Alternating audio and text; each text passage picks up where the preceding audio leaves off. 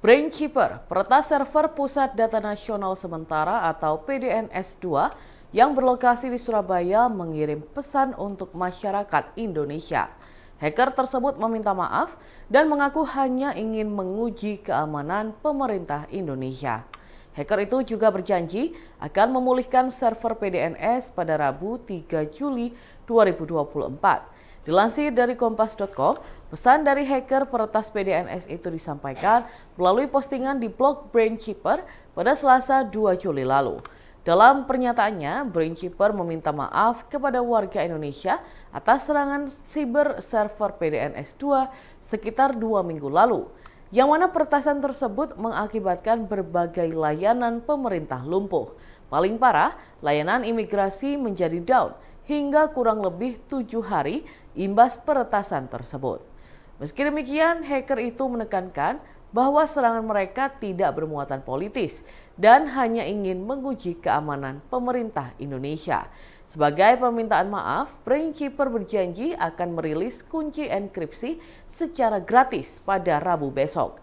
Kunci ini diyakini bisa membuka akses data pemerintah Indonesia yang disandra sejak 2 pekan lalu. Namun sebagai gantinya, Brainkeeper ingin pemerintah berterima kasih secara terbuka.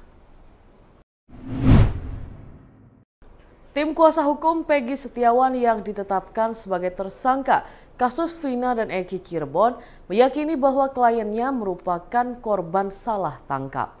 Jika dugaan tersebut terbukti di sidang pra-peradilan, Peggy Setiawan berhak mendapatkan ganti rugi dari Polda Jabar. Bahkan nominalnya bisa mencapai ratusan juta rupiah. Dilansir dari Tribun Jakarta, pada Selasa 2 Juli 2024, Peggy Setiawan tengah menggugat di sidang pra-peradilan. Dalam sidang tersebut, tim kuasa hukum Peggy dengan Polda Jabar beradu bukti.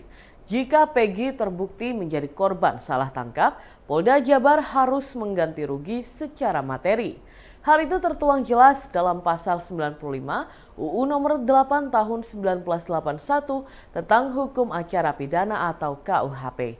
Dijelaskan dalam pasal tersebut, tersangka atau ahli waris, dalam hal ini keluarga, bisa mengajukan tuntutan atas salah tangkap sesuai dengan putusan dari pengadilan yang menangani perkara.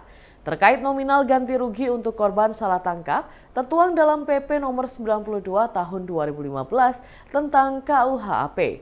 Pada ayat 1 dijelaskan, korban salah tangkap dalam sebuah perkara bisa bebas dan menerima ganti rugi uang 500.000 hingga 100 juta rupiah.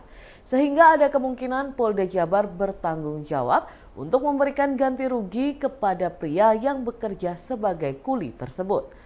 Lalu pada ayat 2 disebutkan bahwa ganti rugi untuk korban salah tangkap yang mengalami luka berat atau cacat bisa menerima ganti rugi sebanyak 25 hingga 300 juta rupiah.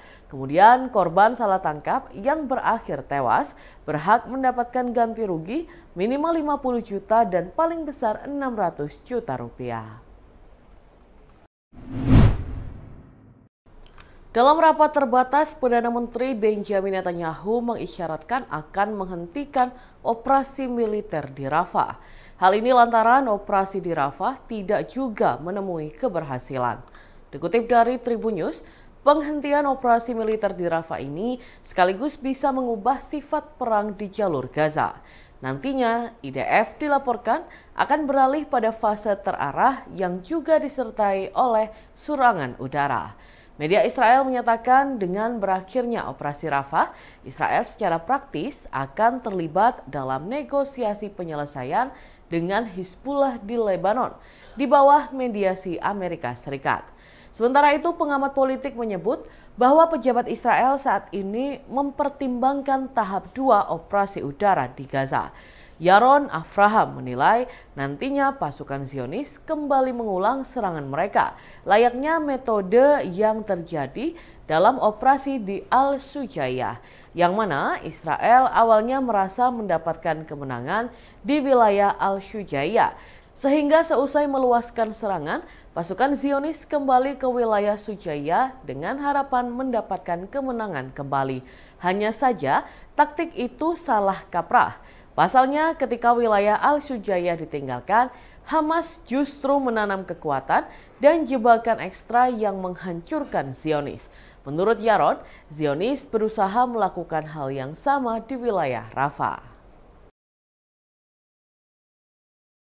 Download Tribun X sekarang, menghadirkan lokal menjadi Indonesia.